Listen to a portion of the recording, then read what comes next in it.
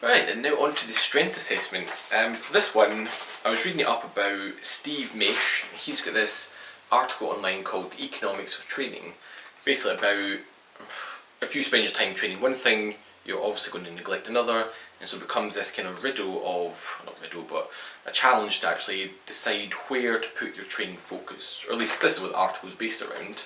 So I thought it was a good thing to actually use this for a strength assessment. So it's got a whole list of things to do, and the idea is you try to do these, and what you'll find is that some things you're really strong in, some things you're weak in, some of your things you're okay in, and basically if your aim is to become like a well-rounded climber, generally you should be always pulling up your weakest things to, keep them from lagging, because they can often hold you back. So I'm going to use this as my strength assessment. I'm going to go through each one, basically find out where I'm weak, where I'm strong, and maybe things I should start training, things I should forget about training. And so the first assessment I was going to do is the back squat, except, well, I didn't want to go to the gym just to do a back squat, and so Steve Bechtel's got a similar kind of thing where he's got an article as well just about how strong do you have to be. And so for his leg thing, he does single leg squats. His recommendation is once you're at 5 reps at body weight, you can basically stop training that. That's you strong enough for climbing. Whereas Steve Maisch has, once you get to 15 reps at body weight, that's for a back squat, so you're adding your own body weight to a squat up and down. To do 15 reps at body weight just seems excessive. Basically shifting out from the strength side, which would be like roughly 5 reps, and then you're out into more endurance style. So I'm not sure why. Basically it didn't make sense. So I preferred the fact that the single leg squat, you didn't have to have have a squat rack or anything, didn't have to go to the gym, and it's more strength focused at 5 reps. So I did that assessment and actually went to 15 reps at body weight, which is way above what's needed for legs, which I expected. My legs are just way too strong for climbing. And so yeah, clearly legs I never have to train again, at least for climbing. So that was a pretty good one. And next up I did push-ups. I managed to do 25. But again, I'm not quite sure why, at least on Steve Maisch's thing, he's got, basically once you can get to 30 push-ups, you don't have to train anymore. But again, 30, a boulder problem is almost never 30 moves anyway, and so why would you have to do this pushing motion 30 times? But I guess actually, saying that, this is for climbing as a whole, so maybe for more longer routes, maybe it is useful somehow to have this pushing balance. Basically I'm never going to do that assessment again, it just doesn't add up in my head, so that gets skipped and ignored. And the next one I did was the bench press. So I bought these weights for pretty cheap. It was like a 70 to 80 kilogram set, but it only came with this easy bar. So this is me trying to set it up, trying to do a bench press, or this becomes a floor press with this easy bar, so I have to raise them up.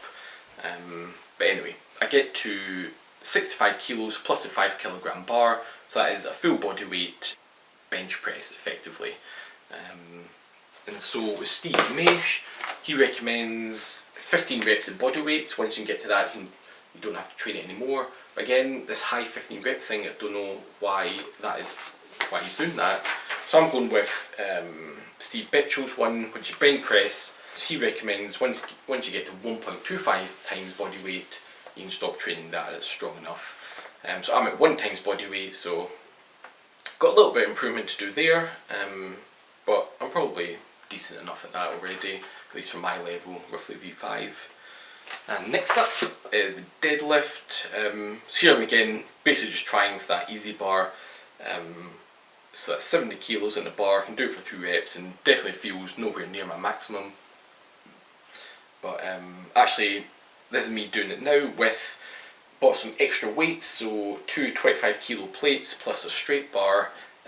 So this is me now actually trying to go full max, 1 rep maximum, and for the conventional deadlift I get to 118.5 kilos, and for my sumo deadlift it is 103.5. Sumo's usually going to be lower, so that 118.5 kilo is, that's 1.7 times body weight, and so in the Steve Maisch thing, that puts me somewhere between these two. So he's got like half Dretinger at 1.5 and then half Stärker at 2, so I'm somewhere in between, so that's pretty good, but still towards the low end, so it's definitely improvement to be made. And Steve Bechtel, he's got deadlift at 2 rep maximum and 2 times body weight, so clearly getting to 2 times body weight is something to maybe work a bit towards. Next up is the plank, and again, not sure what's this doing in here. I do it anyway. I managed for 2.5 minutes. But it's basically just my arms, my shoulders and triceps that felt as though they were giving up, rather than the core. I think plank was meant to be somewhat of a core exercise, or at least I can imagine this is what he's trying to test here, Steve Maisch. So basically don't like that as an exercise, unless you keep more of a hollow body, which I wasn't here. So I like Steve Bechtel's version, which is to do a hanging straight leg raise, which I'm doing here. And so he says once you can get to 10 reps for a 3-second count, that's you pretty much as strong as you need to be for climbing mostly. And so I get to, well, I managed to do, well, I count it as 7 here, because one I had to lean back to make the rep, which is a bit cheating. Then the last one I didn't quite get to the full 90 degrees, so I've got 7 there, aiming for 10, so I'm pretty decent on core strength, at least for that kind of style. And next up is the pull-up. Steve Maisch has a couple, well, he's got the maximum repetitions version, which is, let's say, less than 10 you need to train it, 30 you can stop training it. But again, I'm not sure why this endurance stuff is relevant. Maybe it's for climbing, but definitely not for bouldering. So I'm just going to do the 1 rep maximum pull-up. So how much weight can I add to my body to do a pull-up? And so what I manage is plus 30 kilos. And so that makes it plus 0.43. Anything less than body weight, you need to train that up. Anything above, probably plus 0.8 body weight, you can stop training it. So I'm 0.43, so again, somewhere in between these two, which is pretty decent enough, I guess. But again, probably might need some training in the future. And then we've got the push press. So the time I was doing this, I only had that easy bar. Didn't really want to do it with that, so I just did it with dumbbells. And so here I managed to do 20 kilograms in each dumbbell. So that's 40 kilograms total. That makes it 0.57. Anything less than 0.7 times body weight, you probably have to train up. And once you get to body weight, you can stop training that. So yeah, a little bit weak there it seems. So that's maybe something to train up. But at least for now I probably won't, because it feels as though my technique isn't that good on it. My back, basically if I stopped there, probably could have squeezed out another couple kilos, but I felt as though my back was arching and putting a bit of pressure on my lower back, so my technique is probably shoddy, so I stopped it there. But now we get to the actual climbing related stuff. So we've got the narrow pinch, so I just use these pinch blocks, and the width I have is 3.7 centimeters. And so for both left hand and right hand, I can hold 22.5 kilos for 10 seconds, so that is 0.32 body weight. And Steve Maisch has for his narrow pinch full Stärker, which is 0.25 times body weight, which I cannot understand really.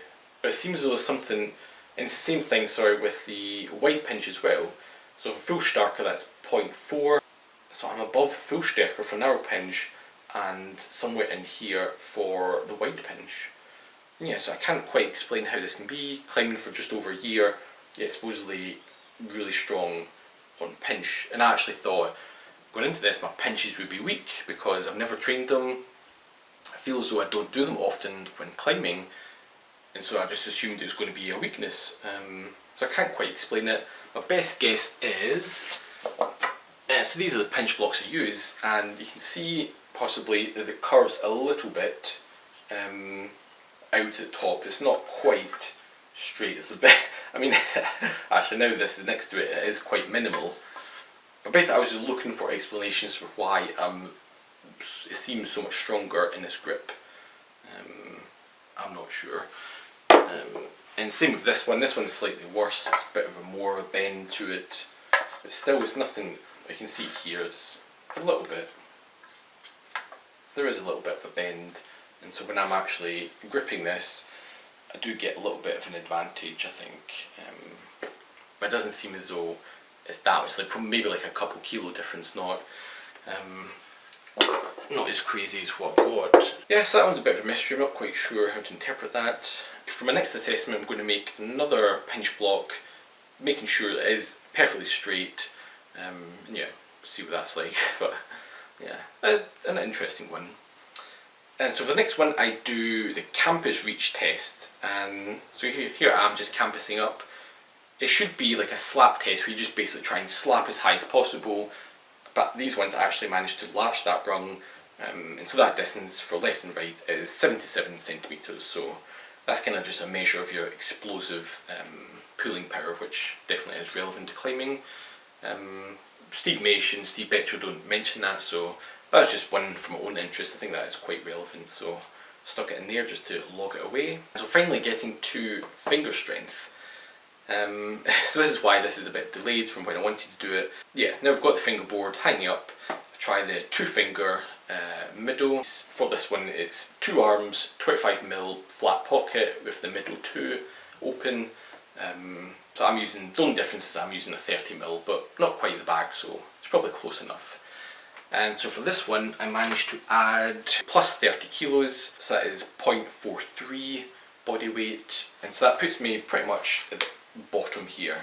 So I'm actually below half Dreidiger, so that basically means probably I'm quite weak on that grip. So the next one is the half crimp, 2 arms on an 18mm edge. The problem is with my right hand A2 problem, I'm not going to do a half crimp on it, it's going to push it too much. So instead I'm going to try a 1-arm version. And so for this I managed to get, so one hand, 4-finger half crimp for 5 seconds, and manage minus 15 kilos. So that is basically 79% of my body weight, which is pretty good. I don't really know how to convert that into Steve Maisch's one, because when you do, basically you're going to be stronger one hand versus 2 hand. That's, I suppose, just something that happens with humans. For his half crimp, so basically if I double it and take a bit off, that should probably match up.